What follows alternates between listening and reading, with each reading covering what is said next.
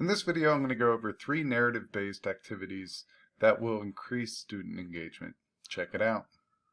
In this first activity, you're going to go over to flippity.net and you're going to try the Randomizer tool. Now, these columns here are all customizable. I'm just using the one that I could use as a demo real quick.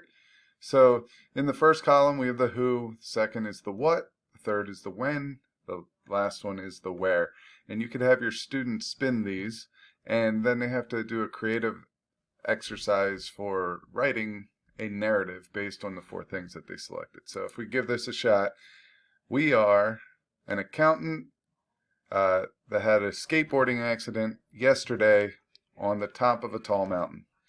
And what we would do is give them 3 to 5 minutes at the beginning of class to get this creative exercise done, and then we could take some time sharing them, maybe as a wrap-up for the day's activity. But this is my first one.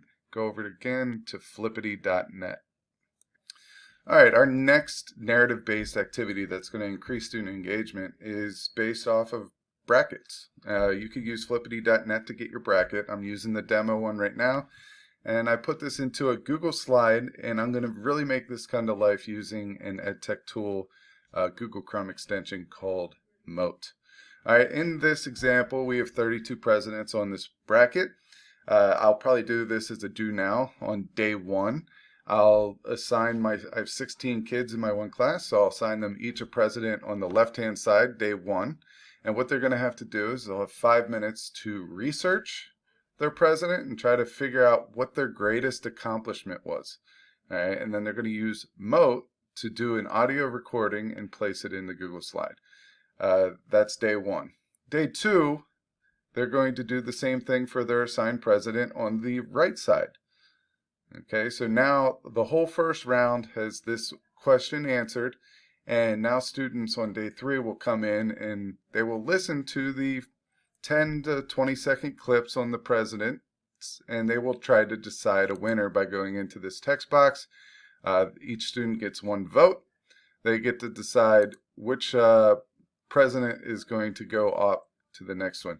Now you could do this so each student has their own, or you can simply just drag this up and you could tell each student to put an X in the president they think should win. So this would be Abraham Lincoln's box, this would be Franklin Roosevelt's text box, and you can have 1 X per student, or if you wanted to do like their first initial, you could do that as well if you want it more individualized. Now let me get back to Mote real quick. Alright, Mote is an extension, and it is built into your Google Slides right here. You simply just tap on the extension symbol right there, and then you will click this and you'll be able to record just like any other type of recorder. When you're done, you'll be able to listen to it or delete it and restart it, or you can insert it into your slide. Now if you look, I have one right here that has already been completed, and so as I said, on day 3 they would listen to these and they would choose their winner, and then on day 4 they would do the same thing for the opposite side, and then day 5 we would have all the winners determined, and we would choose a new question to give them to help them get along to the next round. So at the end of this, we'll have a big collection of information on the presidents, and the students really enjoy debating them back and forth. Sometimes I do silent debates where they have to put their thoughts on a Google Doc that everyone can type into, and I tell them to put their initials in their comment.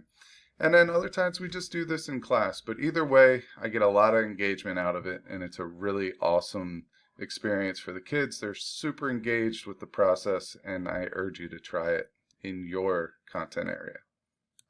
Alright, the next narrative-based activity is based on graphs, or it could be a picture, it could be a chart, whatever it may be. Typically, I don't give them any of the words that you see on this screen. This is taken from Turner's Graph of the Week, and that's kind of what I did. I did a graph every single week, and what I would do is I would just give them just the graph here. I would leave all the descriptors and everything like that, but I wouldn't give them the questions at first. I would just give them the graph, and I would ask the students to come up with the narrative of that graph. Tell the story that that graph or that picture, that chart is telling. And if they could do that, usually when they go back, they can answer any question you might throw at them based on their narrative that they have written.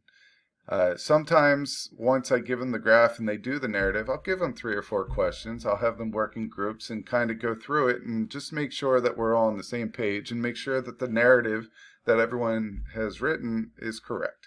So this is a graph of the week. This is the 3rd activity of the 3. And I hope that one of these activities that we've gone over will help you in your classroom and that you're able to implement them.